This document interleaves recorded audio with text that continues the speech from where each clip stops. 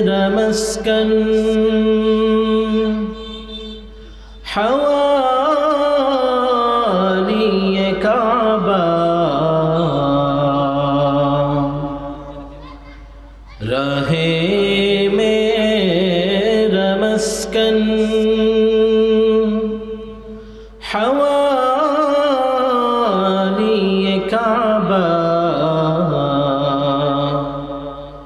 बने मेरा मदफन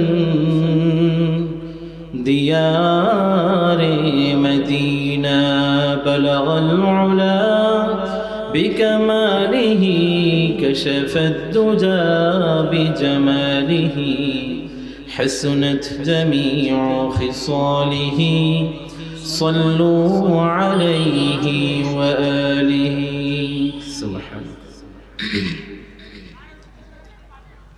उपस्थित सम्मानित मुसल्लियाने किराम, तालिबुल इल्म छात्र भाइरा, पर्दार आড়ালের মা ও বোনেরা, আল্লাহ পাক রব্বুল আলামিনের নিকট লাখো কোটি শুকরিয়া যে আল্লাহ পাক রব্বুল আলামিন আমাদেরকে আজকের এই দ্বীনি জলসায় আসার বসার তৌফিক দিয়েছেন। তাই সকলে বলি আলহামদুলিল্লাহ। রব্বে করিমের বড় দয়া এবং ইহসান যে রব আমাদেরকে এক রমজান থেকে নিয়ে আরেক রমজানের দ্বার প্রান্তে নিয়ে এসেছেন, আমাদের হায়াতকে দারাজ করেছেন এবং সামনের রমজান পর্যন্ত বেঁচে থাকার মতো আশা দিয়েছেন। তাই আমরা সকলে বলি আলহামদুলিল্লাহ। রাসূলুল্লাহ সাল্লাল্লাহু আলাইহি ওয়াসাল্লাম আমাদেরকে দোয়া শিখিয়ে দিয়ে গেছেন যে রজব মাস শুরু হলেই দোয়া পড়তে হবে, আল্লাহুম্মা বারিক লানা ফি রজব ওয়া শাবান ওয়া বাল্লিগনা রমাদান। পারেন তো সবাই দোয়াটা? না কথা বলে না, হ্যাঁ একটু কথা বলেন। দ্বীনি আলোচনা, দ্বীনি মজলিস আমি যদি একচেটিয়া সব বলে যাই আর আপনারা যদি শুধু চুপচাপ বসে থাকেন তাহলে আমার বয়ান শেষ হয়ে যাবে, কিন্তু আমি কি আলোচনা করছি এটা আপনাদের কিছুই মনে থাকবে না। এজন্য মাঝে মাঝে জিজ্ঞাসা করব, বুঝে শুনে জবাব দিবেন। রাজি আছেন ইনশাআল্লাহ? আল্লাহ পাক রব্বুল আলামিন আমাদের আজকের এই মজলিসকে কবুল করে নেন, সবাই বলি আমিন। এখানে আমরা যারা বসছি, যারা এই মজলিস আসতে পারছি আলহামদুলিল্লাহ, যারা আসতে পারি নাই তাদের জন্য আমরা সকলে দোয়া করি আল্লাহ যেন তাদেরকে আসার তৌফিক দান করেন। বলেন আমিন। একটু জোরে আমিন বলেন যেন তারাও শুনতে পায়। আমিন বলেন, জোরে বলেন। আপনাদের আমিনের কারণে যদি তারা একটু দয়া করে আসে, যদি দুইটা আলোচনা শুনে, ফায়দা কার হবে বলেন তো? এই যে আজকের আলোচনা যে শুনবে তার ফায়দা নাকি শুধু মাদ্রাসাওয়ালাদের ফায়দা? সবার ফায়দা। ওই যেমন বলা হয় যে কাউকে যদি জোর করে মধু খাওয়ানো হয় আর কেউ ইচ্ছা করে খায়, যাকে জোর করে খাওয়াইছে তার কাছে কি তিতা লাগে না মিষ্টি লাগে বলেন? আর যে ইচ্ছা করে খাইছে তার কাছেও মিষ্টি। তো সুতরাং এই মজলিসে যে আসুক যে বসুক সবারই ফায়দা হবে। আল্লাহ পাক রব্বুল আলামিন কবুল করে নেন। আজকে আমরা ইনশাআল্লাহ সুদ সম্পর্কে আলোচনা করব। সুদ আমরা অনেকে এমনিতে বলি যে আলহামদুলিল্লাহ সুদ খাই না, সুদের সাথে আমার কোনো সম্পর্ক নাই, আল্লাহ আমাকে হালাল খাওয়ান, আমি হালাল পথে চলি। কিন্তু অজান্তে আমরা অনেকেই সুদের সাথে জড়িত হয়ে যাই। কি ভাই আছে না? আর এই সুদ এটা ঠিক কত বড় একটা অপরাধ জানেন? আমরা তো ধারাবাহিকভাবে আলোচনা করবই, কিন্তু রাসূলুল্লাহ সাল্লাল্লাহু আলাইহি ওয়াসাল্লাম একবার সাহাবায়ে কেরামকে বলতেছিলেন, শোনো, 7টা অপরাধ এমন আছে যেগুলো পৃথিবীর সবচেয়ে বড় এবং নিকৃষ্ট অপরাধ, তোমরা এই 7টা অপরাধ থেকে সবাই বেঁচে থাকবা। সাহাবায়ে কেরাম জিজ্ঞাসা করলেন, ইয়া রাসূলুল্লাহ, ওই 7টা অপরাধ কি যেটাকে আপনি এত বড়ভাবে বলতেছেন, এত শক্তভাবে বেঁচে থাকার জন্য বলতেছেন? তাহলে রাসূল সাল্লাল্লাহু আলাইহি ওয়াসাল্লাম বলা শুরু করলেন, আল্লাহ তুশরিক বিল্লাহ, 1 নাম্বার সবচেয়ে বড় অপরাধ হলো আল্লাহর সাথে শরীক করিও না। 2 নাম্বার তোমরা জিনা করিও না। 3 নাম্বার ওয়ালা তাকতুলুন নাফসাল্লাতী হারামাল্লাহু ইল্লা বিল হক, অন্যায়ভাবে কাউকে হত্যা করিও না। 4 নাম্বার আল্লাহ রাসূল সাল্লাল্লাহু আলাইহি ওয়াসাল্লাম বলেন ওয়ালা তাকুলুর রিবা, তোমরা সুদ খাইও না। তাহলে এই 7টা সবচেয়ে বড় অপরাধ, তার মধ্যে একটা হলো কি বলেন? সুদ।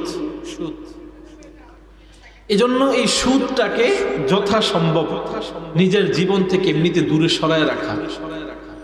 রাসূলুল্লাহ সাল্লাল্লাহু আলাইহি ওয়াসাল্লাম এক হাদিসে বলেছেন যে কিয়ামতের আগে সুদের ব্যাপকতা এত বেশি বৃদ্ধি পাবে যে আমার উম্মতের প্রত্যেকটা ঘরে ঘরে সুদের বাতাস পৌঁছে যাবে। বলেন নাউজুবিল্লাহ, একটু জোরে বলেন। যে আমার উম্মতের প্রত্যেকের ঘরে ঘরে ইচ্ছাই হোক অনিচ্ছাই হোক সুদের বাতাস পৌঁছে যাবে। আজকে আমরা ঠিক এমন একটা সময়ের মধ্যে এসে পৌঁছাইছি যে কোনো না কোনো ভাবে আমাদের শরীরে, আমাদের দেহে, আমাদের ঘরে, আমাদের সমাজে, আমাদের রাষ্ট্রে কোনো না কোনো ভাবে সুদ চলে আসছে। এজন্য মনোযোগ দিয়ে আজকে ইনশাআল্লাহ আমরা আলোচনা শুনবো। আল্লাহ পাক রব্বুল আলামিন আমাদের সবাইকে তৌফিক দান করেন, বলে আমিন। সর্বপ্রথম মূলত সুদ কাকে বলে? রাসূলুল্লাহ সাল্লাল্লাহু আলাইহি ওয়াসাল্লাম বলেন লা তাবিউয যাহাবা বিয-যাহাবি ইল্লা সাওয়াআন বিসাওয়াইন ওয়ালা ফিদ্দাতান বিফিদ্দাতিন ইল্লা সাওয়াআন বিসাওয়া। আল্লাহর রাসূল সাল্লাল্লাহু আলাইহি ওয়াসাল্লাম বলেন, ও আমার উম্মত, তোমরা স্বর্ণ দ্বারা স্বর্ণের কোনো ব্যবসা করিও না, ইল্লা সাওয়াআন বিসাওয়াইন, যদি তোমরা স্বর্ণের সাথে স্বর্ণের ব্যবসা করো সেটা লেনদেনটা যেন সমান হয়। ওয়ালা ফিদ্দাতান বিফিদ্দাতিন ইল্লা সাওয়াআন বিসাওয়া, তোমরা রূপার লেনদেন যদি করো সমান সমান লেনদেন করবা। 1 নাম্বার হাদিস।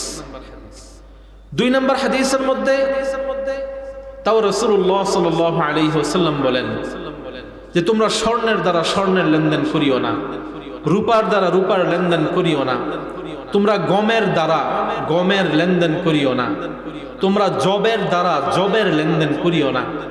অর্থাৎ হাম জিন্স, একই জিন্সের মধ্যে বেশ কম করে লেনদেন করা যাবে না। এবং সেই আলোকেই আজকের এই ফিয়াট কারেন্সির সুদ। আমরা যেই কাগজের নোট ব্যবহার করি এটার নাম কি বলেন? Fiat currency. আর রাসূল সাল্লাল্লাহু আলাইহি ওয়াসাল্লামের জামানায় যেই লেনদেন হতো তখন ছিল সরাসরি হতো স্বর্ণের লেনদেন। মানে আজকে যেমন আমরা টাকা দিয়ে কোনো কিছু ক্রয় করি, তখন তারা স্বর্ণ দিয়ে কোনো কিছু ক্রয় করত, অথবা রূপা দিয়ে কোনো কিছু ক্রয় করত। স্বর্ণের মাধ্যমে যা ক্রয় করতেন এই স্বর্ণটাকে তখন বলা হইতো দিনার, আর রূপার মাধ্যমে যেই লেনদেনটা করতেন সেটাকে বলা হইতো দিরহাম। এবং ঠিক 1400 বৎসর পরে আজকে আমরা যে লেনদেন করি পয়সা এবং টাকা, বলেন কি? পয়সা এবং টাকা, পয়সা এবং টাকা সেম ওই দিনার এবং দিরহামের হুকুমে। সুতরাং রাসূলুল্লাহ সাল্লাল্লাহু আলাইহি ওয়াসাল্লাম এই হাদিসের মধ্যে যেটা বুঝাইতে চাইছেন যে ইল্লা সাওয়াআন বিসাওয়াইন, যে হাম জিন্সের মধ্যে লেনদেন করলে সমান সমান লেনদেন করতে হবে। অর্থাৎ আপনি যদি কারো কাছ থেকে 10,000 টাকা হাওলাত নেন, আপনাকে 10,000 টাকাই দিতে হবে। ইল্লা সাওয়াআন বিসাওয়াইন এর মানে হলো যে আপনি দিছেন 10,000 টাকা, নেওয়ার সময় 10,100 টাকা নেবেন, এটার কোনো কি নাই, সুরত নাই। যদি 100 টাকা আপনি বেশি নেন এটাই সুদ, এটাই কি সুদ। 3 নাম্বার عن علي رضي الله تعالى عنه قال كل قرض زر منفعة فهو ربا। হযরত আলী রাদিয়াল্লাহু তাআলা আনহুর কাছে একজন এসে জিজ্ঞাসা করলেন, ইয়া আমিরুল মুমিনিন, ইয়া আমিরুল মুমিনিন, সুদ কাকে বলে? এক ব্যক্তি এসে জিজ্ঞাসা করলো, ও আলী, সুদ বলতে কোন জিনিসটাকে বুঝায়?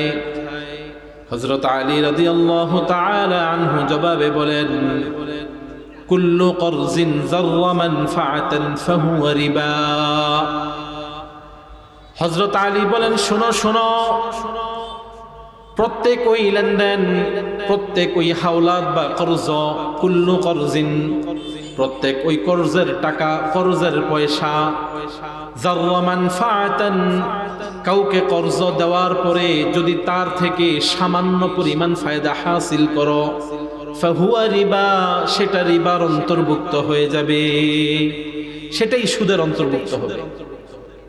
তাহলে হযরত আলী কি বলতেছেন যে কুল্লু করজিন যাররা মানফাআতান, প্রত্যেক লেনদেনের মধ্যে যাররা মানফাআতান, সামান্য যদি তুমি কোনো সুখ ভোগ করো, ফাহুয়া রিবা, সেটা কি হয়ে যাবে?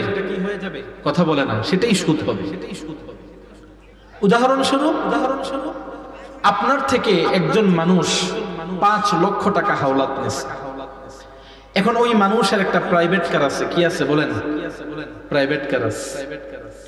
এখন আপনি তাকে 5 লক্ষ টাকা হাওলাত দিয়ে, এখন যেই কোনো কাজে লাগে, যেখানে যাওয়ার প্রয়োজন হয়, ফোন দিয়া বলেন যে তোমার প্রাইভেট কারটা একটু দাও তো সেও আপনাকে প্রাইভেট কারটা দেয়। ধরেন কারো বাইক আছে, সে বাইকটা আপনাকে দেয়, আপনি চলেন, বিনিময়ে কোনো ভাড়া দেন না, কিছু দেন না। কেন?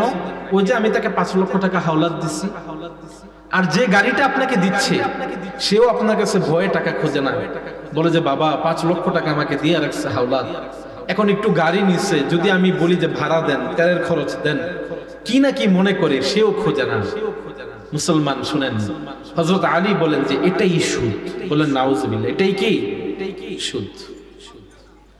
তাহলে এখানে কয়েকটা বিষয় সামনে চলে আসলো। এক নাম্বার, জিন্স দ্বারা জিন্স, অর্থাৎ আমাদের মা বোনেরা অনেক সময় ঘরের চাউলের শর্ট পরে না, কি বলেন? চাউলের শর্ট পরে।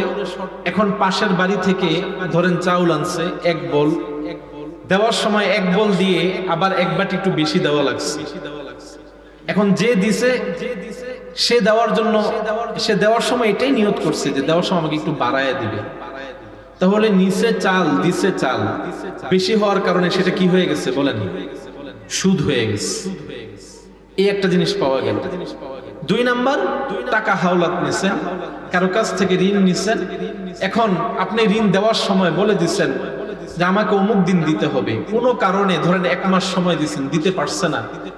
এখন আপনি বললেন যে তোমাকে যে আমি 1 লাখ টাকা হাওলাত দিছিলাম, তুমি যে এখন দিতে পারো না, এখন তো আমার দৈনিক কিছু লস হয়ে যাচ্ছে। এখন যে ব্যক্তি হাওলাত নিয়েছে চিন্তা করে, আল্লাহ আমি তো টাইম মতো দিতে পারতেছি না, আবার আমার কারণে তার লস হচ্ছে, তো বলে ঠিক আছে আপনার যদি লস হয় আমি সেটা পোষায় দিব। তো দেওয়ার সময় 1 লাখের জায়গায় 1,05,000 টাকা, 1,04,000 টাকা, 2,000 টাকা, তাহলে এই বাড়তি টাকাটা কি হয়ে গেল বলেন? সুদ হয়ে গেল। এখন আল্লাহ পাক রব্বুল আলামিন সুদ সম্পর্কে কি বলেন?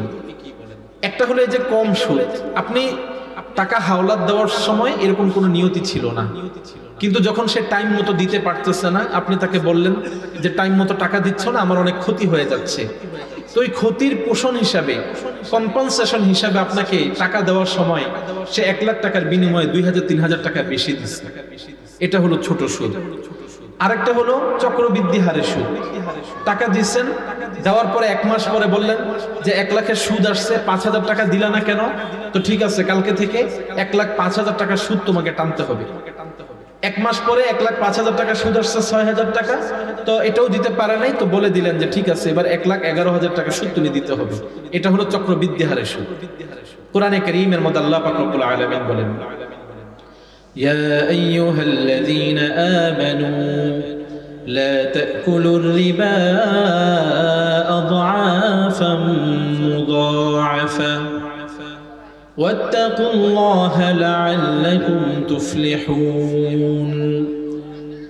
আল্লাহ পাক রব্বুল আলামিন কোরআনে কারীমের মধ্যে বলেন, ইয়া আইয়ুহাল্লাযীনা আমানু তাকুল্লাহ, ইয়া আইয়ুহাল্লাযীনা আমানু, হে ঈমানদারগণ, লা তাকুলুর রিবা, তোমরা সুদ খাইও না, আযাফাম মুযাফা, ওই সুদ যেই সুদ চক্রবৃদ্ধি হারে বাড়তে থাকে, এমন সুদ তোমরা খাইও না।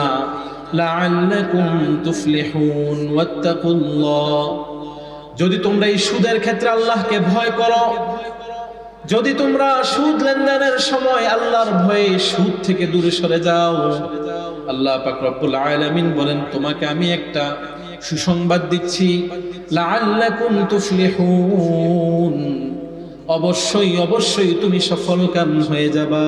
সুবহানাল্লাহ। তাহলে এক নম্বরে আল্লাহ বলতেছেন যে তোমরা কি খাইও না, চক্রবৃদ্ধি হারে সুদ খাইও না। এর মানে বোঝা গেল যে কম কম সুদ বুঝি খাওয়া যায়, কি বলেন? ঠিক এমন ঘটনাই ঘটছিল। তো আল্লাহ পাক রব্বুল আলামিন সাথে সাথে আবার আয়াত নাজিল করে দিয়েছেন, ইয়া আইয়ুহাল্লাযীনা আমানুত্তাকুল্লাহ ওয়া যারু মা বাকিয়া মিনার রিবা ইন কুনতুম মুমিনিন। আল্লাহ পাক রব্বুল আলামিন বলেন, ইয়া আইয়ুহাল্লাযীনা আমানুত্তাকুল্লাহ, ও ঈমানদারগণ, তোমরা যখন লেনদেন করো, লেনদেন করার সময় ইত্তাকুল্লাহ, আল্লাহকে ভয় করো, আল্লাহর কথা মাথায় রাখো, আল্লাহর কথা স্মরণ করো। ওয়াযারু মা বাকিয়া মিনার রিবা, আর তোমার এই লেনদেনের মাঝে যেই ছোট ছোট রিবাগুলো রয়ে গেছে, ওই রিবাগুলো তুমি ছেড়ে দাও। ইন কুনতুম মুমিনিন, আল্লাহ পাক রব্বুল আলামিন বলেন যদি তুমি মুমিন হয়ে থাকো, অবশ্যই অবশ্যই তুমি সুদটাকে ছেড়ে দিতে হবে। কথা বলেন, আল্লাহ কি বলতেছেন?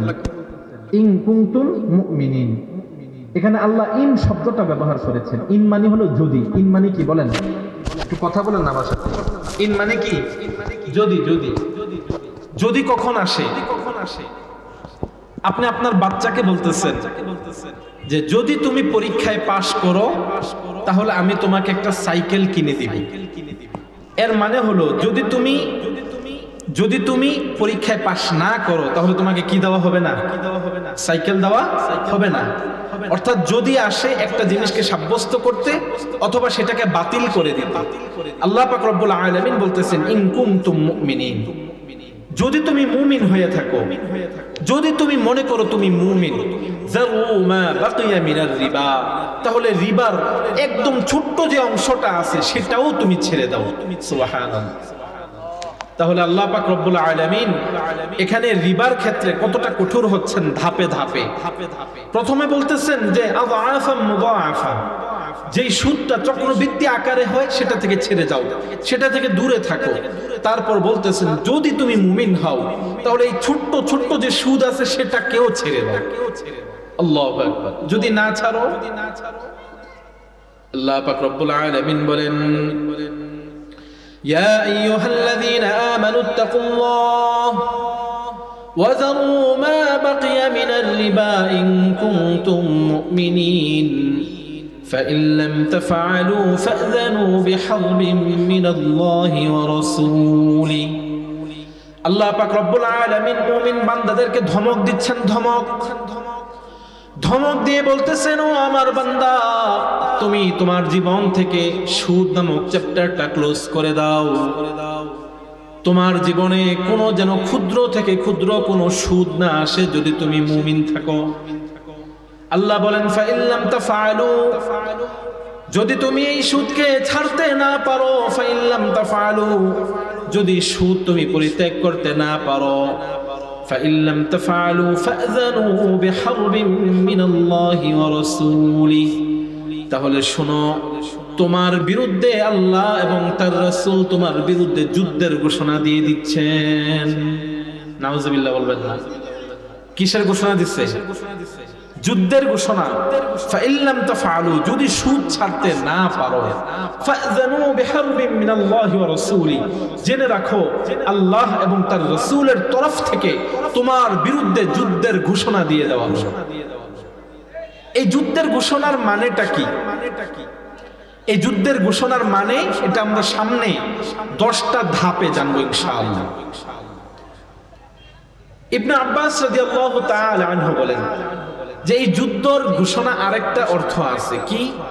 عن ابن عباس رضي الله تعالى عنه قال يقال يوم القيامة لأكل الربا خذ سلاحك للحرب হযরত ইবনে আব্বাস রাদিয়াল্লাহু তাআলা আনহু বলেন, আল্লাহ পাক রব্বুল আলামিন এখানে যেই সুদীদের বিরুদ্ধে যুদ্ধের ঘোষণা দিয়েছেন, এর মানে কি হবে? ইবনে আব্বাস বলেন, কাল কিয়ামতের ময়দানে সারা জাহানের মানুষ যখন আল্লাহর সামনে হাজির হবে, যখন আল্লাহ পাক রব্বুল আলামিনের জালালিয়তের প্রকাশ পাবে, যখন প্রত্যেকটা মানুষ আল্লাহর ভয়ে থরথর করে কাঁপবে, নবীগণ আম্বিয়ায়ে কেরামগণ আল্লাহর ভয়ে সিজদায় পড়ে থাকবে। ইবনে আব্বাস বলেন, ইউকালু ইয়াউমাল কিয়ামা, যখন কোনো নবী সাহস করে দাঁড়াবে না, কোনো ফেরেশতা সাহস করে দাঁড়াতে পারবে না, কোনো মানুষ আল্লাহর সামনে দাঁড়াবে না, তখন সুদী ব্যক্তিকে আল্লাহ পাক রব্বুল আলামিন আদেশ দিবেন, ইউকালু, তাকে বলা হবে, লিআকিলির রিবা, যারা সুদ খায়, খুসিলাহাকা লিল হারবি, বলবে অস্ত্র নাও, অস্ত্র।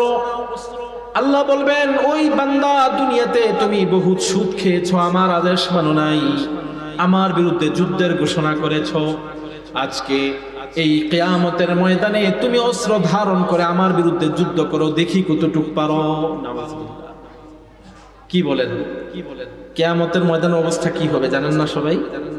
সূর্য মাথার উপরে থাকবে, জমি তামার মতো হয়ে যাবে, জাহান্নামের গর্জন চারদিকে এত বেশি হবে, মানুষ তো পরের কথা, আম্বিয়ায়ে কেরাম ফেরেশতাগণ পর্যন্ত ভয়ে থরথর করে কাঁপতে থাকবে, কেউ ভয়ে কথা বলবে না। তখন আল্লাহ পাক রব্বুল আলামিনের শুধু একটা কথাই আকাশে বাতাসে গুঞ্জরিত হবে, সেটা কি? লিমানিল মুলকুল ইয়াউম লিল্লাহিল ওয়াহিদিল কাহ্হার। সেদিন আল্লাহ পাক রব্বুল আলামিন প্রত্যেক রাজা বাদশাকে ইশারা করে করে বলবেন, প্রত্যেক ক্ষমতাশীল ব্যক্তিকে ইশারা করে করে বলবেন, লিমানিল মুলকুল ইয়াউম, পৃথিবীতে কত রাজত্ব করেছো, কত ক্ষমতা দেখাইছো, আজকে বলো লিমানিল মুলকুল ইয়াউম, আজকের রাজত্ব কার, আজকে কার ক্ষমতা? সবাই চুপ থাকবে, আল্লাহ পাক রব্বুল আলামিন জবাব দিয়ে দিবেন, লিল্লাহিল ওয়াহিদিল কাহ্হার, একমাত্র আজকের ক্ষমতা হবে আল্লাহর। বলেন সুবহানাল্লাহ। ঠিক সেই সময় যে ব্যক্তি দুনিয়াতে সুদ খাইছে তাকে বলবে যে অস্ত্র নাও, যুদ্ধ করো। অবস্থা ঠিক থাকবে? বলেন। আল্লাহ পাক রব্বুল আলামিন কত ভাবে ধমক দিচ্ছেন, এত অপছন্দ করেন সুদকে, ধমক দিচ্ছেন যে যদি সুদ ছাড়তে না পারো তাহলে জেনে রাখো তুমি আমার বিরুদ্ধে তুমি যুদ্ধের ঘোষণা দিয়ে দিচ্ছ। তাহলে ইবনে আব্বাস তো বললেন যে কাল কিয়ামতের ময়দানে অস্ত্র ধরো, জিহাদ করো, যুদ্ধ করো আল্লাহর বিরুদ্ধে, এটা বলবে। অন্যান্য উলামায়ে কেরামগণ বলেন এই যুদ্ধের মানে কি? উলামায়ে কেরামগণ বলেন যুদ্ধের মানে হলো দুনিয়াতে 5টা, আখেরাতে 5টা। আমার সাথে একটু বলেন, কয়টা? দুনিয়াতে 5টা, আখেরাতে 5টা। উলামায়ে কেরামগণ বলেন যারা দুনিয়াতে সুদ খাইবে, আল্লাহ যে বলেছেন তার বিরুদ্ধে যুদ্ধের ঘোষণা, এই যুদ্ধ মানে কি? যে তার বিরুদ্ধে আল্লাহ পাক রব্বুল আলামিন দুনিয়াতে 5টা শাস্তি দিয়ে দিবেন। কয়টা শাস্তি? 5টা। আর আখিরাতের জন্য আরো 5টা রেখে দিবেন। তাহলে দুনিয়াতে কি 5টা শাস্তি দিবেন? এক নাম্বার আল্লাহ পাক রব্বুল আলামিন কোরআনে কারীমের মধ্যে বলেন, এক নাম্বার হলো যারা সুদ খাবে, আল্লাহ পাক রব্বুল আলামিন তাদের রিজিক থেকে হালাল রিজিক কেড়ে নেবেন। কি কেড়ে নেবেন? বলেন। কি কেড়ে নেবেন? হালাল রিজিক কি? দুনিয়াতে যে 5টা শাস্তি, এক নাম্বার শাস্তি হলো যে ব্যক্তি দুনিয়াতে কোনোভাবে সুদের সাথে জড়িত হবে, আল্লাহ পাক রব্বুল আলামিন তার সারা জিন্দেগির যত কামাই আছে, কামাই থেকে হালাল রিজিকটাকে কেড়ে নেবেন। অর্থাৎ সে ইচ্ছাই হোক অনিচ্ছাই হোক কোনো না কোনো ভাবে তখন সে হারাম খাইতে হবে। আচ্ছা বলেন তো, যে হারাম খায় সে কি জান্নাতে যাইতে পারবে? লা ইয়াদখুলুল জান্নাতা জাসাদুন গুযিয়া বিল হারাম। আল্লাহর রাসূল সাল্লাল্লাহু আলাইহি ওয়াসাল্লাম বলেন, লা ইয়াদখুলুল জান্নাতা, লা ইয়াদখুলুল জান্নাতা জাসাদুন, ওই শরীর জান্নাতে যাবে না, গুযিয়া বিল হারাম, যেই শরীরটা দুনিয়াতে হারামের মাধ্যমে সংগঠিত হয়েছে। আল্লাহ পাক রব্বুল আলামিন বলেন যে ব্যক্তি দুনিয়াতে একবার সুদ খাবে, কোনোভাবে সুদের সাথে জড়িত হবে, আল্লাহ পাক রব্বুল আলামিন তার জীবন থেকে হালাল রিজিকের সম্মানকে কেড়ে নেবেন।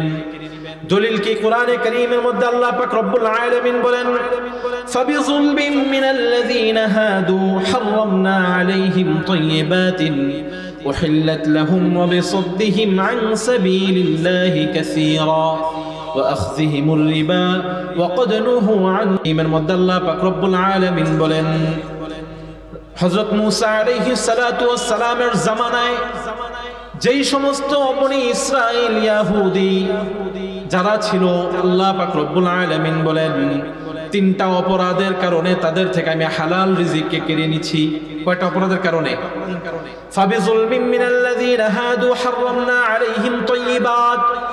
আল্লাহ পাক রব্বুল আলামিন বলেন এই সমস্ত ব্যক্তি যাদের জীবন থেকে আমি হালালটাকে কেড়ে নিয়েছি, তাদের জীবনের মধ্যে হালালের স্থলে হারামকে এনে দিয়েছি। কেন? এক নাম্বার কারণ হলো বিসাদ্দিহিম আন যিকরিল্লাহ।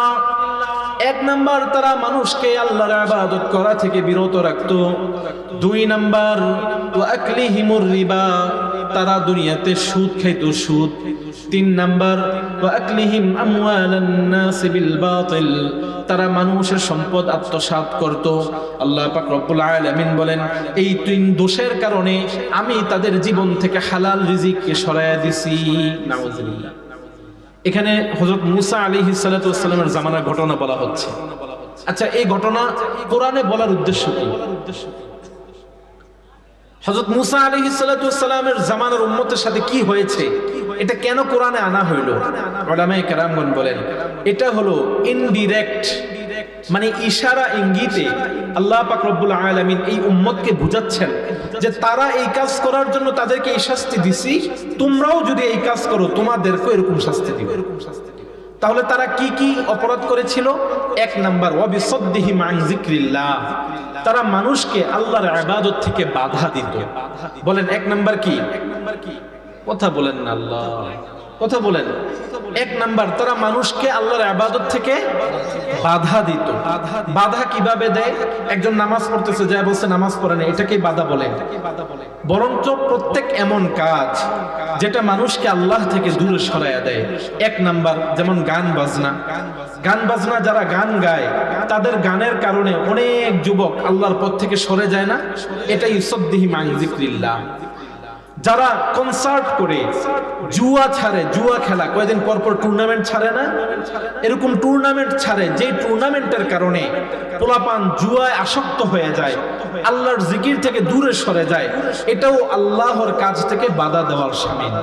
এমন অনেক উদাহরণ আছে, সবগুলো টানা এখানে সম্ভব নয়। তাহলে তাদের এক নম্বর অপরাধ ছিল তারা বিভিন্নভাবে মানুষকে আল্লাহর ইবাদত থেকে দূরে সরাইয়া রাখত। দুই নাম্বার ওয়া আকলিহিমুর রিবা, আল্লাহ পাক রব্বুল আলামিন বলেন যে তারা সুদ খাইতো। কি খাইতো? সুদ খাইতো।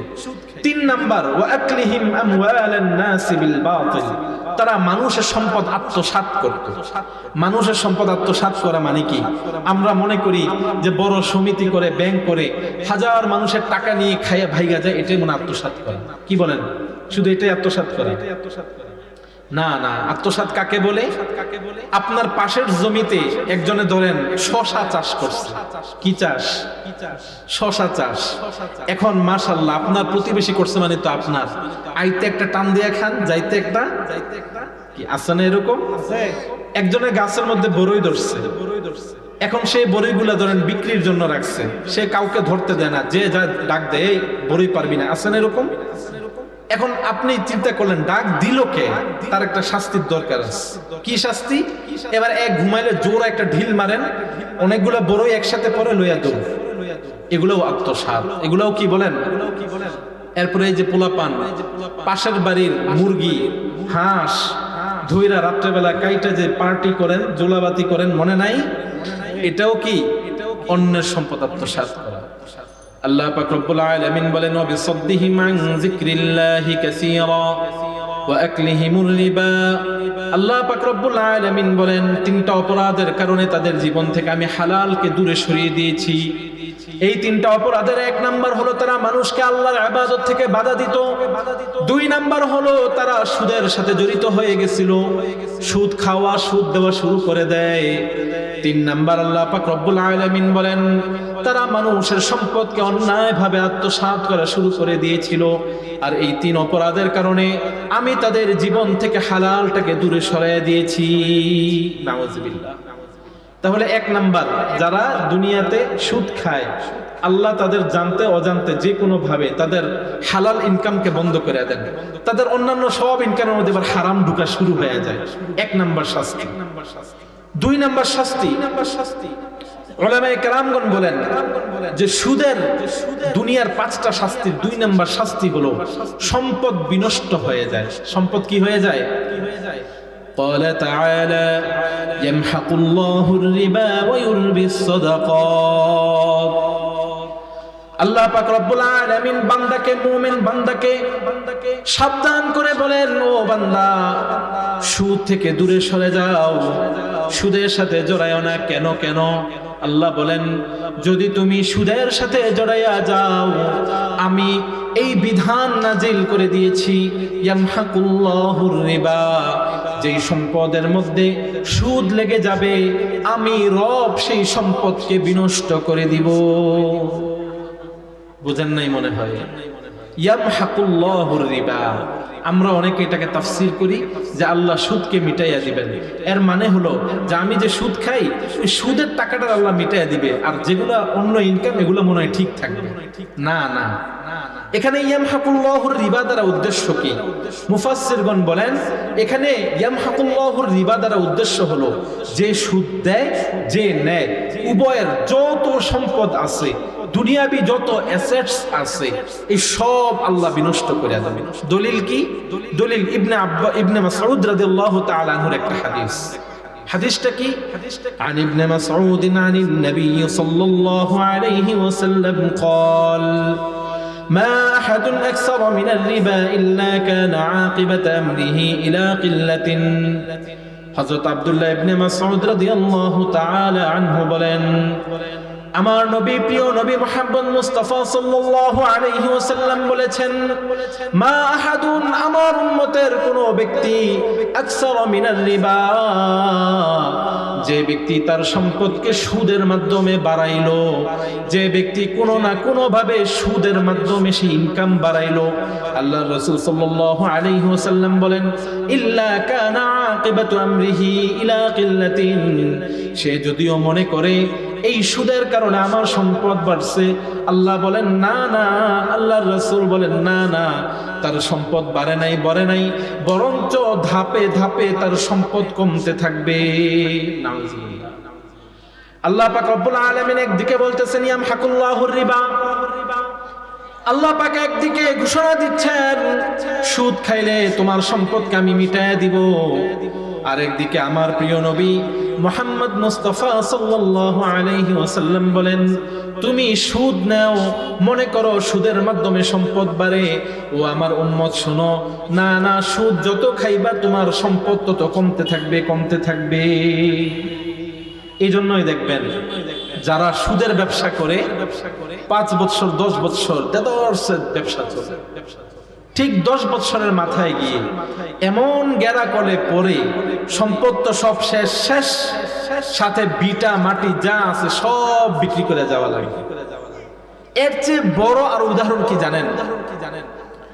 যেসব ব্যবসায়ী বড় বড় ব্যবসা, মিল ফ্যাক্টরি সুদের সাথে জড়িত হয়, ব্যাংক থেকে লোন নেয়, লোন নিয়ে ব্যবসা করে, তো দেখা যায় যে 5 বছর 10 বছর অনেক ব্যবসা, সেও চিন্তা করে কিরে ব্যাংক থেকে লোন নিলাম, সুদ দিতেছি, কই কোনো সমস্যা তো হয় না।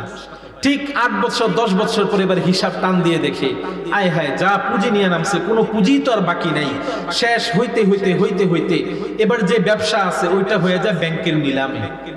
কি ভাই দেখেন না এরকম? এটাই হলো দুনিয়ার 2 নাম্বার শাস্তি। 1 নাম্বার শাস্তি হালাল রিজিক আল্লাহ বন্ধ করে দিবেন। দেখেন হালাল রিজিক বন্ধ করলে আরেকটা সমস্যা আছে। হালাল রিজিক কাকে বলে? উলামায়ে কেরামগণ বলেন হালাল রিজিক বলা হয় ওই রিজিককে যেই রিজিকটা আসার সময় আপনার জন্য বরকত নিয়ে আসে। বলেন সুবহানাল্লাহ। যে রিজিকটা আসার সময় আপনার জন্য বরকত নিয়ে আসে। কেমন বরকত? হযরত আবু হুরায়রা রাদিয়াল্লাহু তাআলা আনহু বলেন, ইসলামের প্রথম যুগে যখন হিজরত করে মদিনায় আসলাম, আসার পরে চতুর্দিকে আমরা যারা আছি আমাদের মধ্যে অভাব চলতেছে। একদিন খাবার পাই না, 2 দিন খাবার পাই না, 3 দিন খাবার পাই না, খাবার নাই। আবু হুরায়রা বলেন, ক্ষুধার ঐতিহ্যে, ক্ষুধার কষ্টে আমি মসজিদে নববী থেকে বের হয়ে গেলাম। বের হয়ে রাস্তায় গিয়ে দাঁড়াইলাম, দেখি কাউকে পাই কিনা, একটু খাবার খাওয়ায় কিনা। আবু হুরায়রা বলেন, আমি দেখলাম হযরত আবু বকর রাদিয়াল্লাহু তাআলা আনহু আসতেছে। আমার ক্ষুধায় শরীর কাঁপতেছে। চিন্তা করলাম, এখন তো দুপুরের সময়, জোহরের পর মানুষ খাবার খাবে। আমি দেখি আবু বকরের কাছে যাই। আবু বকরের কাছে গিয়ে একটু কথা বললে হয়তো আমাকে জিজ্ঞাসা করবে খাবার খাইছো কিনা, চলো খাবার খাইতে যাই। কি বলেন? এটা একটা রেওয়াজ না? দুপুর বেলা যদি আপনার বাড়িতে কেউ আসে বা আপনার ব্যবসা প্রতিষ্ঠানে কেউ আসে, তো কি বলেন? চলেন খাবারটা খাই, বলেন না এরকম? আবু হুরায়রা বলেন, বড় আশা নিয়ে আমি আবু বকরের কাছে গেলাম। হযরত আবু বকরের কাছে আমি একটা মাসালা জিজ্ঞাসা করলাম। হযরত আবু বকর মাসালা শুনে তার জবাব দিয়ে চলে গেলেন, আমাকে খাবারের জন্য ডাকলেন না। আমি আবু হুরায়রা বড় আশান্বিত ছিলাম, হযরত আবু বকর আমাকে খাবারের জন্য ডাকবে, কিন্তু তিনি ডাকলেন না। বসে রইলাম, অপেক্ষায় থাকলাম। একটু পরে দেখি হযরত ওমর আসে। আমি আবার ওমরের কাছে গেলাম, মাসআলা জানতে চাইলাম। হযরত ওমর মাসআলার জবাব দিয়ে চুপচাপ চলে গেল, আমাকে খাবারের জন্য ডাকলো না। এখন বলবেন যে কি রে, খাবারের জন্য ডাকে না কে? এর মানে হলো হযরত আবু বকরের ঘরেও খাবার নাই, হযরত ওমরের ঘরেও খাবার, তারাও উপাস। আবু হুরায়রা বলেন, একটু পরে দেখি আমি রাসূলুল্লাহ সাল্লাল্লাহু আলাইহি ওয়াসাল্লাম আসতেছে। আবু হুরায়রা বললেন, বড় আশা নিয়ে আমি আমার প্রিয় নবী মুহাম্মদ মুস্তাফা সাল্লাল্লাহু আলাইহি ওয়াসাল্লামের কাছে গেলাম। ভান ধরলাম মাসালা জিজ্ঞাসা করব। আমার নবী সাল্লাল্লাহু আলাইহি ওয়াসাল্লাম মুচকি হাসি দিয়ে বলেন, আবু হুরায়রা, জানি তুমি ক্ষুধার্ত। সুবহানাল্লাহ বলবেন। আবু হুরায়রা বলছে, আমার পেটে ক্ষুধা। আবু হুরায়রা বলেন, আমি মাসালা জিজ্ঞাসা করার আগে আমার নবী মুহাম্মদ মুস্তাফা সাল্লাল্লাহু আলাইহি ওয়াসাল্লাম বলে, ও আবু হুরায়রা, চলো আগে চিন্তা করে দেখি খাবারের কোনো ইন্তজাম হয় কিনা। আল্লাহর রাসূল বলেন, শোনো, আমার ঘরেও আজকে 3 দিন যাবত কোনো খাবার নাই, আমারও পেটে প্রচন্ড ক্ষুধা। আবু হুরায়রা, দেখি কোনো খাবার খাওয়া যায় কিনা। আল্লাহর নবী সাল্লাল্লাহু আলাইহি ওয়াসাল্লাম আবু হুরায়রাকে ধরে এক সাহাবীর ঘরে গেলেন। ওই সাহাবী যখন দেখলেন দুপুরের টাইম নবী করিম সাল্লাল্লাহু আলাইহি ওয়াসাল্লাম আসছেন, ওই সাহাবী দৌড়ে গিয়ে একটি ছাগল নিয়ে দুধ দোয়া 1 বাটি দুধ নিয়ে আসলেন। আসার পর বললেন, ইয়া রাসূলুল্লাহ, আপনাকে দেওয়ার মতো আমার ঘরে এই মুহূর্তে আর কিছুই নাই, এই 1 পেয়ালা দুধ আছে, ইয়া রাসূলুল্লাহ তাফাদ্দাল, এই দুধটা আপনি পান করেন। আবু হুরায়রা চিন্তা করলেন, যেহেতু আমি অনেক ক্ষুধার্ত, আমার নবী বুঝি আমাকে ডাক দিয়ে বলবেন, আবু হুরায়রা খেয়ে ফেলো। আবু হুরায়রা বলেন, নবী আমাকে খাইতে বললেন না, বরঞ্চ বললেন, আবু হুরায়রা শোনো, আসহাবে সুফার মধ্যে যাও, আরো অনেক সাহাবায়ে কেরাম বসে আছে যারা এখন পর্যন্ত খাবার খায় নাই, তাদেরকে ডাক দিয়ে নিয়ে আসো। আবু হুরায়রা বলেন, মনে মনে অনেক টেনশনে পড়ে গেলাম। 1 বাটি দুধ একজন খেলেই তো শেষ হয়ে যাবে, আমার নবী কেন বলতেছেন আবার আসহাবে সুফার সাহাবাদেরকে ডাকার জন্য? আমি গিয়ে আসহাবে সুফার সাহাবাদেরকে ডেকে আনলাম। আমার নবী মুহাম্মদ মুস্তাফা সাল্লাল্লাহু আলাইহি ওয়াসাল্লাম সবাইকে ডাক দিয়ে বসায়া আমাকে বললেন, আবু হুরায়রা, একজন একজন করে সবার সামনে দুধের পেয়ালাটা নিয়ে যাও, সবাই একটু একটু করে পান করবে। আবু হুরায়রা বলেন, 70 জন সাহাবী ছিল, আমি প্রত্যেক সাহাবীর কাছে নিয়েছি। প্রত্যেক সাহাবী ইচ্ছা মতো পেট ভরে দুধ খাওয়ার পরে যখন পেয়ালা আবার দিছে, আবার পেয়ালার মধ্যে আগের সমান দুধ চলে আসছে। সুবহানাল্লাহ। এভাবে একে একে 70 জন সাহাবী খাওয়ার পরে আল্লাহর নবী সাল্লাল্লাহু আলাইহি ওয়াসাল্লাম বললেন, আবু হুরায়রা, এবার তুমি ইচ্ছা মতো পান করো। আবু হুরায়রা বললেন, আমি অনেক ক্ষুধার্ত ছিলাম, অনেক দিন ধরে খাবার খাই না, আমি এত বেশি পান করলাম, পান করতে করতে করতে করতে সাবিআতু, আমি পরিপূর্ণ পরিতৃপ্ত হয়ে গেলাম। তারপর আল্লাহ রাসূল সাল্লাল্লাহু আলাইহি ওয়াসাল্লাম বাকি দুধটুকু পান করলেন। সুবহানাল্লাহ। এই ঘটনা বলার মানে কি? এই ঘটনা বলার মানে হলো এটাই হলো হালাল রিজিকের বরকত। এটাই হলো কি?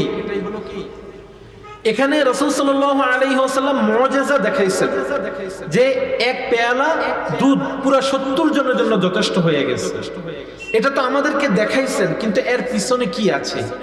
এর পিছনে এটাই আছে যে হালাল রিজিক কম হইতে পারে, সংখ্যায় কম হইতে পারে, নগণ্য হইতে পারে, কিন্তু এর মধ্যে এত বেশি বরকত যে আল্লাহ পাক রব্বুল আলামিন এর দ্বারা বান্দার সব প্রয়োজন পূরণ করে দেন। সুবহানাল্লাহ।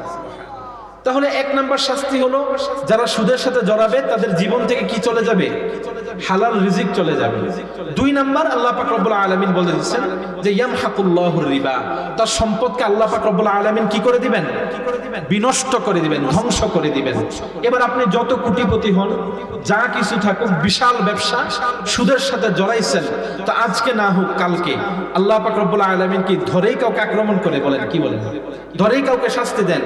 ফেরাউনকেও তো কয়েকশো বছর কি দিছে? সুযোগ দিছে।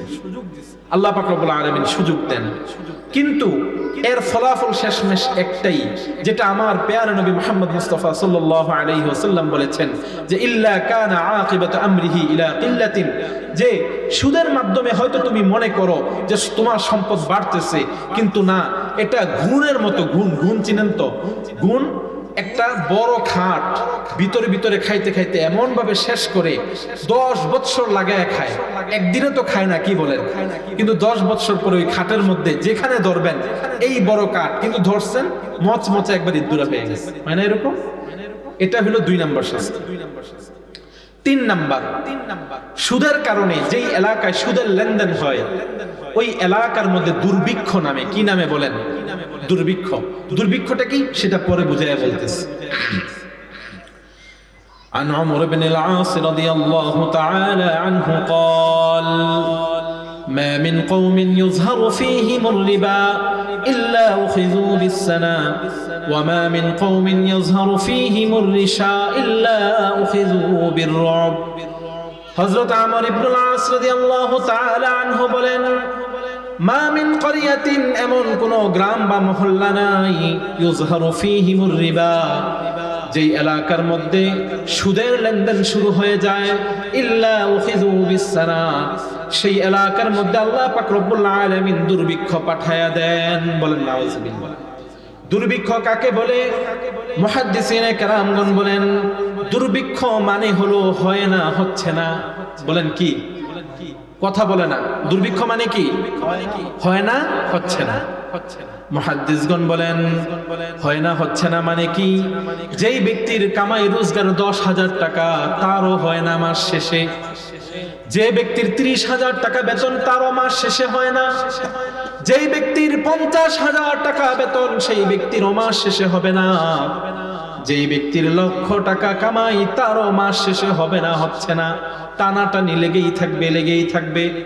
মুহাদ্দিসগণ আরেকটা কথা বলেন যে এই দুর্ভিক্ষ কেমন ভাবে হয়?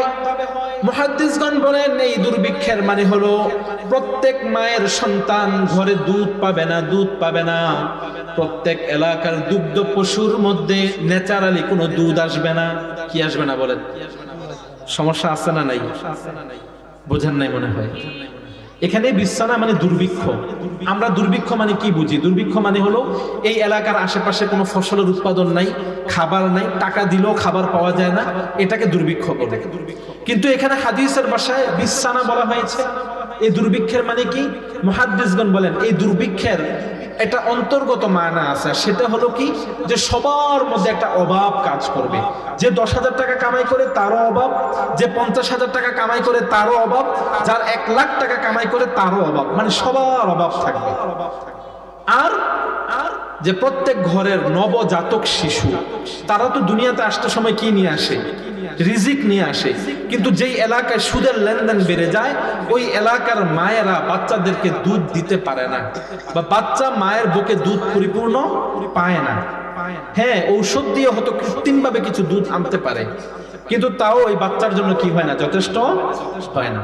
আবার উলামায়ে কেরামগণ বলেন যে ওই এলাকার মধ্যে যে ফসল ন্যাচারালি ফসল বেশি একটা ভালো ফলন আসে না, যারা পশু পালন করে পশুর মধ্যে বেশি একটা লাভ আসে না, এটাই হলো বিছানা। এখন দেখেন সুদ খাইতেছে একজন, ভোগা লাগতেছে কয়জন বলেন তো? একটা এলাকার কি সবাই সুদ খায় নাকি 5-7 জন সুদ খায়? কিন্তু এই 5-7 জনের জন্য পুরা এলাকার মানুষের মধ্যে অশান্তি। পুরা এলাকার মানুষ যত টাকা কামাই রোজগার করে মাস শেষে কোনো না কোনো কারণে অভাব লেগে যায়, ঋণ করা লাগে, কোনো না কোনো ভাবে বাচ্চা মায়ের দুধ পায় না, কোনো না কোনো ভাবে ধান লাগাইছেন পরিপূর্ণ ধান ফসল আসে না, ফসল আসছে বিক্রি করছেন কিন্তু খরচটাও ওঠে না। এরকম আছে না নাই বলেন?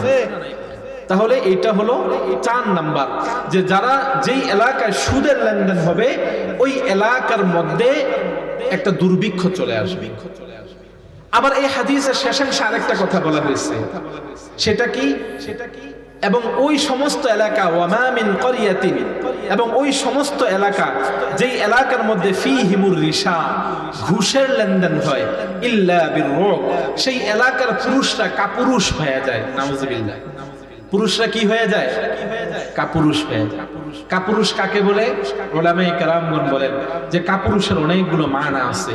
1 নাম্বার কাপুরুষ, যে মানুষ হক কথা বলতে পারে না, যেটা সত্য কথা সেটা সে মুখ দিয়ে উচ্চারণ করতে পারে না। আবার কিছু কিছু উলামায়ে কেরামগণ বলেন এখানে বিররুব কাপুরুষ দ্বারা উদ্দেশ্য হলো কি, যে সে তার অধিকার চাইয়া নিতে পারে না। এলাকার মধ্যে অনেকে অধিকার বঞ্চিত হয় না, আপনার চোখের সামনে আপনার মনে চাইতেছে আরে এই লোকটার উপরে এত জুলুম হয়, দেখি একটু পাশে দাঁড়াই, কিন্তু আপনার মন বলতেছে ঠিক কিন্তু আপনার সাহসে কুলায় না। এটাই হলো বিররুব।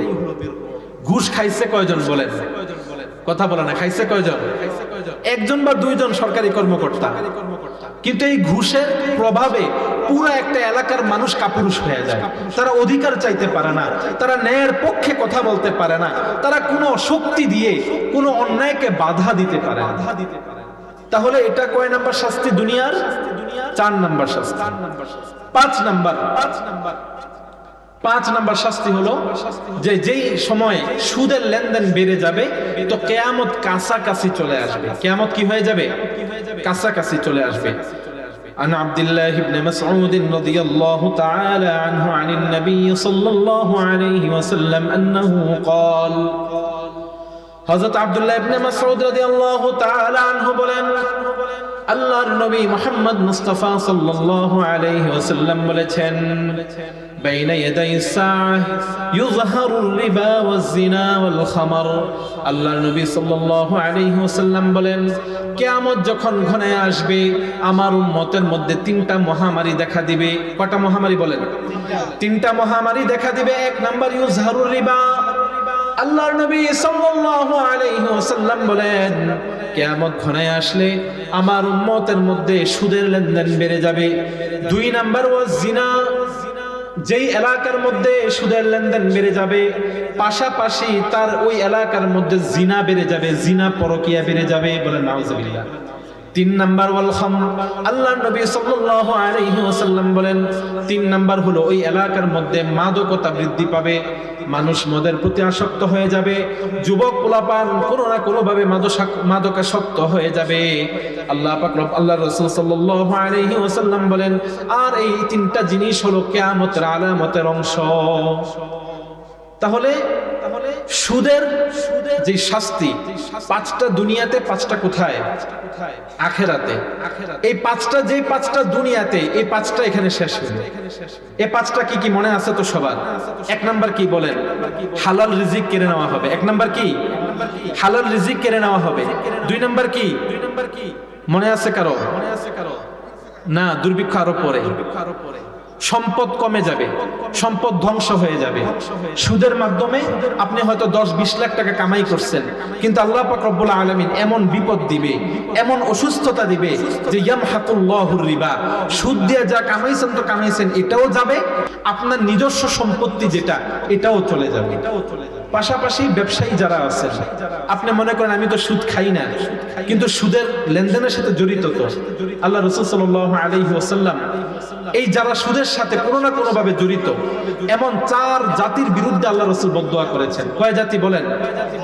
এক নাম্বার লাআনা আকিলুর রিবা, হযরত আলী রাদিয়াল্লাহু তাআলা আনহু বলেন, এক নাম্বার যে সুদ খায় আল্লাহর নবী তার বিরুদ্ধে বদদুয়া করেছেন, লানত দিয়েছেন। দুই নাম্বার ওয়া মাউকিলুহু, যে সুদ দেয়।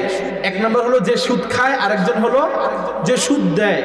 তিন নাম্বার আল্লাহ রাসূল সাল্লাল্লাহু আলাইহি ওয়াসাল্লাম বলেন ওয়া কাতিবুহু, যে লেখে তার উপরেও কি হবে? লানত নাজিল হবে। নাসাই শরীফের দুইটা হাদিস পাশাপাশি, এক হাদিসের মধ্যে এই তিনজনের কথা বলা, পরের হাদিসের মধ্যে আল্লাহর নবী বলেন ওয়া শাহিদুহু, যারা এই সুদের মধ্যে সাক্ষী থাকবে তাদের উপরেও লানত। নাউজুবিল্লাহ বলবেন না। হযরত আলী রাদিয়াল্লাহু তাআলা আনহু বলেন কানা ইউনহা আনিন নূহ, হযরত আলী রাদিয়াল্লাহু তাআলা আনহু বলেন ও উম্মত, সুদের সাথে জড়ায়ও না, সুদের সাথে জড়ায়ও না। আমি নিজের চোখে আমার নবীকে দেখেছি, কানা ইউনহা আনিন নূহ, আমার নবী কেঁদে কেঁদে লানত দিচ্ছেন, কান্না করে হাউমাউ করে বদদুয়া দিচ্ছেন এই চার প্রকার মানুষের বিরুদ্ধে, যে সুদ খায়, যে সুদ দেয়, যে লেখে আর যে সাক্ষী দেয়। হযরত আলী বলেন আমি নবীকে দেখেছি কান্না করে করে বদদুয়া করেছে। নাউজুবিল্লাহ। আচ্ছা বলেন, কান্না জিনিসটা কেন এখানে আলাদা করে বলা হয়েছে? কোন মুমিন যদি এমনিতে দোয়ার মধ্যে কান্না করে, তো আল্লাহ পাক রব্বুল আলামিন এই দোয়াটার সাথে সাথে কি করে নেন? কথা বলে না, জানেন না মনে হয়। নবী আকরাম সাল্লাল্লাহু আলাইহি ওয়াসাল্লাম বলেছেন যে আল্লাহর ভয়ে, আল্লাহর কাছে আশান্বিত হয়ে কেউ যদি দুই হাত তুলে কান্না করে, তার চোখের ফোঁটা জমিনে পড়ার আগে এটা আল্লাহ আরশে নিয়ে নেন। সুবহানাল্লাহ। মানে তার দোয়াটার সাথে সাথে কি হয়ে যায়? কবুল হয়ে যায়। এটা তো একজন মুমিনের বিষয়। আর যদি এটা আমার নবী হয়, কেমন নবী?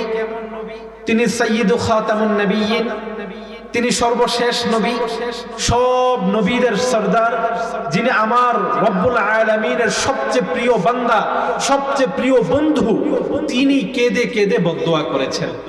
তাহলে যারা সুদের সাথে জড়িত, এই বদদুয়ার পরে তারা কি স্থির থাকতে পারবে বলেন? তাহলে সুদ ছাড়ার দরকার আছে না নাই? এবার দুনিয়ার ক্ষতিগুলো শেষ, আল্লাহ পাক রব্বুল আলামিন কখনো তাদেরকে জান্নাতে দিবেন না। এখন তো কইবেন যে মদও খাই না, সুদও খাই না, আমি তো মনে বেঁচে গেছি। এই তিন নম্বরে অনেক ব্যক্তি এমন আছে 5 ওয়াক্ত নামাজ পড়ে, মদ খায় না, সুদ খায় না, ঘুষ খায় না, কিন্তু এই 3 নাম্বার আটকায় যাবে। কিভাবে? বাবা মারা গেছে, মা মারা গেছে, এখন বাবা মায়ের সম্পদ কে কে পাবে বলেন তো? ছেলে এবং মেয়ে। এখন আপনি হাজী সাহেব, আপনার অনেক ক্ষমতা, টাকা পয়সার ক্ষমতাও আছে, মানুষ ভয়ও পায়। এবার বোনকে বললেন কোনো সম্পদ টম্পদ নাই, ওই যে ওখানে তোর 5 গুণ্ঠা জমি দিছি, ওটা নিয়ে সন্তুষ্ট থাকি, বাকিগুলোর দিকে নজর দিবি না। বোনকে ঠকায় কি ঠকায় না? আটকাবে কি আটকাবে না বলে? বোনটা কি এখন ইয়াতিম না? ধরা খাবে। ফুফুর হক মেরে দেয়, ভাতিজার হক মেরে দেয়, আত্মীয় স্বজন অনেকের হক এভাবে মারার লোক আছে না নাই? এবার যতই 5 ওয়াক্ত নামাজ পড়েন, আল্লাহ ইউদখিলাহুমুল জান্নাহ, কোশ্চিন কালেও অর্থাৎ কোনো দিন জান্নাতে যাবেন। 4 নাম্বার ওয়াল আকালি ওয়ালিদাইহি, ওই সমস্ত ব্যক্তি, এখন চিন্তা করবেন বোনের হক ঠিক মতো আদায় করছি, ভাইয়ের হক আদায় করছি, মদ খাই না, সুদ খাই না, কিন্তু 4 নাম্বার এক জায়গায় আটকে গেছে। কি? ওয়াল আকালি ওয়ালিদাইহি, মায়ের কথা শুনেন না, বাবার কথা শুনেন না, বউয়ের কথা শুনে মায়ের সাথে ঝগড়া করেন, বাবার সাথে ঝগড়া করেন, বাবা সুন্দরভাবে কথা বলতে আসলে ধমক দিয়ে পাঠায়া দেন। লা ইউদখিলুহুমুল জান্নাহ, আল্লাহ ইউদখিলুহুমুল জান্নাহ, আল্লাহ কখনোই তাদেরকে কোথায় ঢুকাবে না? জান্নাতে ঢুকাবে না। তাহলে 1 নম্বর শাস্তি তো সব শেষ। দুনিয়ার 5টা শাস্তি তো একদিকে, আখিরাতের 1 নম্বর শাস্তিতেই সব শেষ, সব আশা ভরসা যা আছে শেষ। এত নামাজ পড়লাম, এত রোজা রাখলাম, এত দান সদকা করলাম, কিন্তু এই সামান্য সুদের কারণে আল্লাহ রাসূল বলে দিচ্ছেন যে তাকে কোনো দিন জান্নাতে যেতে দিবেন না। 1 নম্বর শাস্তি। 2 নম্বর শাস্তি কি? 2 নম্বর শাস্তি হলো যে সব মানুষ মারা যাওয়ার পরে যখন কাল কিয়ামতের ময়দানে সিংহায় ফুৎকার দিবে, সবাই একটা না একটা ভালো অবস্থায় উঠবে। কিন্তু যে ব্যক্তি দুনিয়াতে সুদ খায়, আল্লাহ পাক রব্বুল আলামিন বলেন যে ওই ব্যক্তি কবর থেকে পাগলের মতো উঠবে। কেমন পাগল? যে দেখলেই বোঝা যাবে যে শয়তান তার উপর ভর করছে। নাউজুবিল্লাহ। শয়তান তো জান্নাতে যাবে, কি বলেন? শয়তান যেহেতু ভর করছে সোজা জান্নাতে, নাকি শয়তান সোজা কোথায়? জাহান্নামে। দলিল কি? আল্লাহ পাক রব্বুল আলামিন বলেন, الذين يأكلون الربا لا يقومون إلا كما يقوم الذي يتخبطه الشيطان من المس। আল্লাহ পাক রব্বুল আলামিন বলেন الذين يأكلون الربا, আল্লাহ পাক বলেন যারা দুনিয়াতে সুদ খায়, লা ইয়াকুমুনা ইল্লা কামা ইয়াকুমুল লাযী ইয়াতাখাব্বাতুহু আশ-শাইতানু মিনাল মাস। আল্লাহ পাক রব্বুল আলামিন বলেন কাল কিয়ামতের ময়দানে তাদেরকে কবর থেকে এমন ভাবে তোলা হবে, ইয়াতাখাব্বাতুহু, যে তারা পাগল হয়ে গেছে, মিনাল মাসি, শয়তানের স্পর্শের কারণে। নাউযুবিল্লাহ। যালিকা বিআন্নাহুম ক্বালু ইন্নামাল বাই'উ মিসলুর রিবা। আল্লাহ পাক রব্বুল আলামিন এখানে বলেন তারা হলো ওই সমস্ত ব্যক্তি যারা দুনিয়াতে সুদকে হালাল করার চেষ্টা করেছিল। সুদকে কি করার চেষ্টা করেছিল? আল্লাহ পাক রব্বুল আলামিন বলেন যালিকা বিআন্নাহুম ক্বালু, এরা হলো ওই সমস্ত ব্যক্তি যারা বলেছিল ইন্নামাল বাই'উ মিসলুর রিবা, যারা বলতো যে এটা কে বলেছে সুদ, এটা তো ব্যবসার মতো। নাউজুবিল্লাহ বলবেন। আপনি ইসলামী ব্যাংক থেকে সুদ আনছেন, লোন আনছেন, ইসলামী ব্যাংক থেকে লোন আনতে গেছেন, আপনাকে ইনভয়েস ধরাই দিছে, ব্যাংক থেকে লোন এনে ভালোভাবে ব্যবসা করতেছেন আর ভাবতেছেন এটা বুঝি জায়েজ, এটা বুঝি হালাল হয়ে গেছে। শুনেন শুনেন, আল্লাহ পাক রব্বুল আলামিন এটার কথাই বলেছেন যারা দুনিয়াতে একটু নাড়াচাড়া করে, একটু চেঞ্জ করে তারপর বলবে ইন্নামাল বাই'উ মিসলুর রিবা, এটা তো সুদ না, এটা হলো ব্যবসা। বলেন নাউজুবিল্লাহ। এই ইসলামী ব্যাংক শব্দটা কেন বলছি জানেন? যেই সমস্ত ব্যাংক তৈরি হয়েছে সুদের জন্য, এরাও এখন একটা শাখা খুলছে ইসলামী ব্যাংকিং। কারণ বাংলাদেশে ধর্মপ্রাণ মানুষের সংখ্যা বাড়তেছে। বলেন বাড়ে না কমে? বাড়তেছে। সবাই চেষ্টা করে সুদ থেকে দূরে থাকার। এখন কেউ তো সুদের টাকা রাখতে চায় না, তো নাম দিছে ইসলামী ব্যাংকিং। অর্থাৎ এখানে তুমি ইনভেস্ট করো সব আগের মতো, শুধু নামটাই চেঞ্জ, ইসলামী ব্যাংকিং। দেখেন ইসলামী ব্যাংকিং বা এই ইসলামী অর্থনীতি নিয়ে অনেক পড়াশোনা আছে, অনেক গবেষণা আছে, এগুলো যদি নেটে সার্চ দেন পেয়ে যাবেন। অধিকাংশ উলামায়ে কেরাম, শুধু অধিকাংশ নয়, 100 ভাগ থেকে 90 ভাগ উলামায়ে কেরাম এই ব্যাপারে একমত। বাংলাদেশ ব্যাংকের অধীনে যেই ব্যাংক চলে, যেই ব্যাংক বাংলাদেশ ব্যাংক থেকে পলিসি নিয়ে চলে, ওই ব্যাংক থেকে আপনি যদি লোন নেন বা ওই ব্যাংকে যদি আপনি এফডিআর করেন, টাকা বিনিয়োগ করেন, সব সুদের অন্তর্ভুক্ত হবে, হারাম। বাকি রইল কয় পার্সেন্ট আলেম? 10%। এরা কারা? ওই যে ব্যাংকের শরিয়া বোর্ড থাকে না, কথা বলে না, ইসলামী ব্যাংক খুলছে, একটা শরিয়া বোর্ড করা লাগবে না।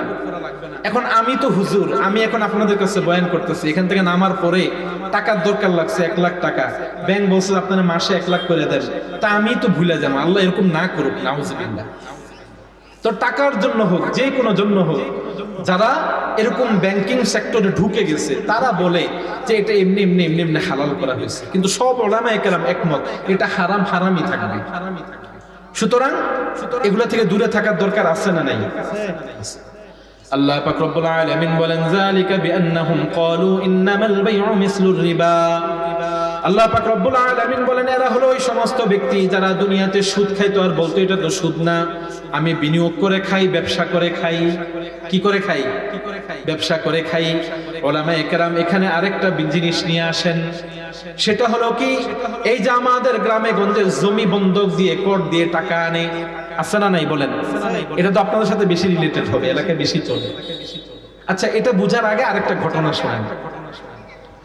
একবার হযরত ইবনে মাসউদ রাদিয়াল্লাহু তাআলা আনহুর কাছে এক ব্যক্তি আসলেন। আব্দুল্লাহ ইবনে মাসউদকে সাহাবায়ে কেরামের মধ্যে যিনি সর্বশ্রেষ্ঠ মুফতি ছিলেন, বলেন সুবহানাল্লাহ, ওই ব্যক্তির কাছে আয়েশা বলল যে আব্দুল্লাহ ইবনে মাসউদ, আমি এক ব্যক্তিকে কিছু টাকা হাওলাত দিছি, বিনিময়ে সে আমার কাছে একটা ঘোড়া বন্ধক রাখছে। এখন আমি মাঝে মধ্যে এই ঘোড়ায় চড়ে এদিক ওদিক যাই। তো আব্দুল্লাহ ইবনে মাসউদ রাদিয়াল্লাহু তাআলা আনহু বলেন যে এই যে মা আসাবাত মিন যহরিহি ফাহুয়া রিবা, এই যে তুমি সামান্য কিছুক্ষণ ঘোড়ার পিঠে উঠছো, এটাই সুদ। বলেন নাউযুবিল্লাহ। এই হাদিসের আলোকে উলামায়ে কেরামগণ বলেন, এই যে আমাদের দেশে যে কোর্ট পদ্ধতি বলে যে আমার জমিটা তোমার কাছে বন্ধক রাখলাম, 1 লাখ টাকা দাও, 1 বছর পরে 1,30,000 টাকা দেয়, আছে না নাই? বলে যে এটা জমির ভাড়া। আরে ভাই জমি কই, কার কাছে জমি দিছেন? মুখে একটা বললেন আর হয়ে গেল জমি কোর্ট দিছি। এখন একান্ত আপনি খুব পরহেজগার মানুষ, আপনি জমিনটা তাকে দিয়ে দিলেন। এখন সেই জমিনটা নিয়ে যদি আপনাকে আবার ভাড়া দেয়, ওই ভাড়ার একটা টাকা আছে না? তো এই যে ভাড়া নিল, এই ভাড়া নেওয়াটা এটাই তো কি হয়ে গেল, সুদের অন্তর্ভুক্ত হয়ে গেল। বোঝেন নাই মনে হয়? আল্লাহ রাসূল সাল্লাল্লাহু আলাইহি ওয়াসাল্লাম স্পষ্ট করে বলেছেন, বন্ধকি জিনিস, যে জিনিসটা বন্ধক রাখা হয় তার থেকে যদি সামান্য পরিমাণ কোনো নফা হাসিল হয়, সেটাও সুদের অন্তর্ভুক্ত। সেটাও কি সুদের অন্তর্ভুক্ত? সুদের অন্তর্ভুক্ত। তো সুতরাং এই জমিন কোর্ট দেওয়া নেওয়া এটাও হারাম। এখন বলবেন হুজুর যাব কোথায়? যেই দিকে যাই সেই দিকে গেলেই দেখি এই সমস্যা। পন্থা তো একটা আছে। পন্থা কি বলবো? বললে তো কালকে থেকে এটা একদম ডোকডাল বাজে শুরু করবেন, পরে এটা আবার হিলা বাহানা করে আবার আগের জায়গায় চলে যাবে। পন্থা একটা আছে। আল্লাহ রাসূল সাল্লাল্লাহু আলাইহি ওয়াসাল্লাম বলেছেন, বিউয যাহাবা বিল ফিদ্দাতি হাইসু শি'তুম, যে তোমরা স্বর্ণের বিনিময়ে রূপা গ্রহণ করো, হাইসু শি'তুম, যেভাবে চাও সেভাবে। এর মানে হলো আপনি যদি কারো কাছ থেকে টাকা চান আর ওই ব্যক্তি আপনাকে এমনিতে দিতে চায় না, তাহলে কি করবেন? বলবেন যে ভাই ঠিক আছে, আপনি আমার কাছে স্বর্ণ বিক্রি করেন। কি বিক্রি করেন? স্বর্ণ বিক্রি করেন। কত?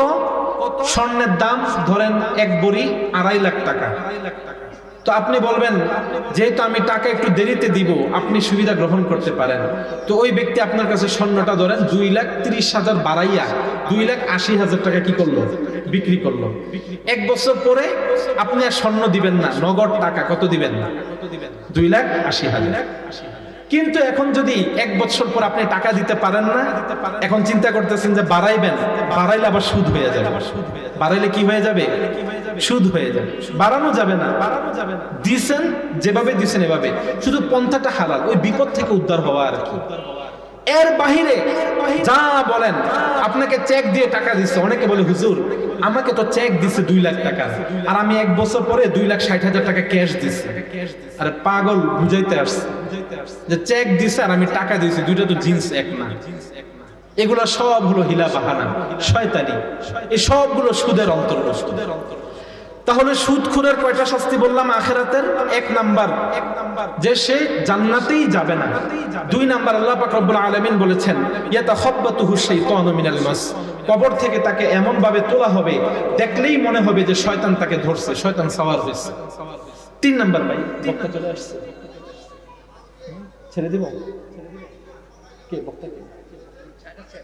ও আচ্ছা আচ্ছা, শেষ করব না? 3 নাম্বার, যারা দুনিয়াতে সুদ খাবে তাদের পেটের মধ্যে আল্লাহ পাক রব্বুল আলামিন সাপ ঢেলে দিবেন।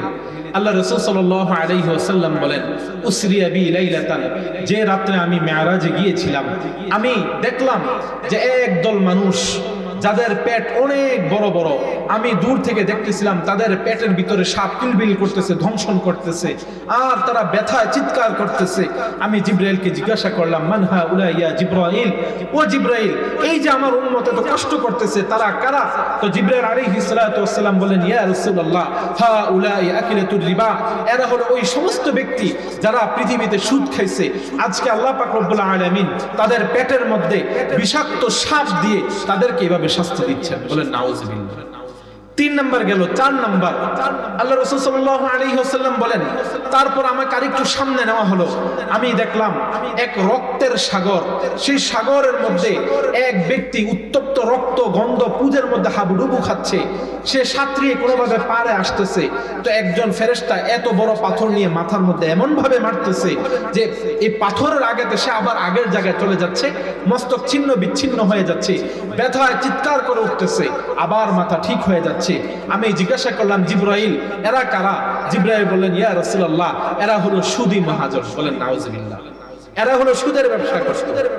আবার সেম হাদিস আরেকটা আছে যেখানে বলেছেন যে জিবরাইল আলাইহিস সালাতু ওয়াস সালাম বলেছেন তারা হলো ওই সমস্ত ব্যক্তি যারা কোরআনের সাথে সম্পর্ক করার পরে আবার কোরআন থেকে দূরে সরে গেছে এবং যারা নামাজের সময় ঘুমায়া থাকে। নামাজের সময় কি করে থাকে? ঘুমায়া থাকে। সমস্যাটা আছে না নাই আপনাদের মধ্যে? কয়জন ফজরের নামাজের সময় ঠিকঠাক উঠে নামাজ পড়েন? হাত তুলে দেখেন। আল্লাহ, আল্লাহুম্মা হদি কওমি ফাইন্নাহুম লা ইয়ালামুন। আল্লাহ আমাদের সবাইকে হেদায়েত দান করে।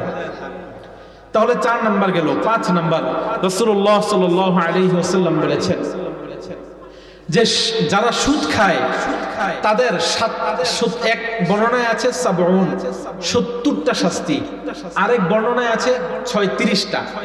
70টার মধ্যে 1 নাম্বার, আল্লাহ রাসূল সাল্লাল্লাহু আলাইহি ওয়াসাল্লাম বলেন আদনাহা, সবচেয়ে নিম্ন শাস্তি হলো আইয়ানকিহা উম্মাহু, মনে হয় যেন সে তার মায়ের সাথে জিনা করতেছে। নাউজুবিল্লাহ। আরেক হাদিসের মধ্যে রাসূলুল্লাহ সাল্লাল্লাহু আলাইহি ওয়াসাল্লাম বলেছেন যে কোনো ব্যক্তি যদি 1 দিরহাম সুদ খায়, কয় দিরহাম বলেন? 1 টাকা যদি কেউ সুদ খায়, মনে হয় যেন সে 36 বার জিনা করলো। নাউজুবিল্লাহ বলবেন না? আল্লাহ পাক রব্বুল আলামিন আমাদেরকে সুদ থেকে হেফাজত করেন। সবাই বলি আমিন। আল্লাহ পাক রব্বুল আলামিন আমাদের সবাইকে সুদ থেকে দূরে রেখে 5 ওয়াক্ত নামাজি বানায় দেন। সবাই বলি আমিন। ওয়া আখিরু দাওয়ানা আলহামদুলিল্লাহি রাব্বিল আলামিন। আসসালামু আলাইকুম ওয়া রাহমাতুল্লাহ।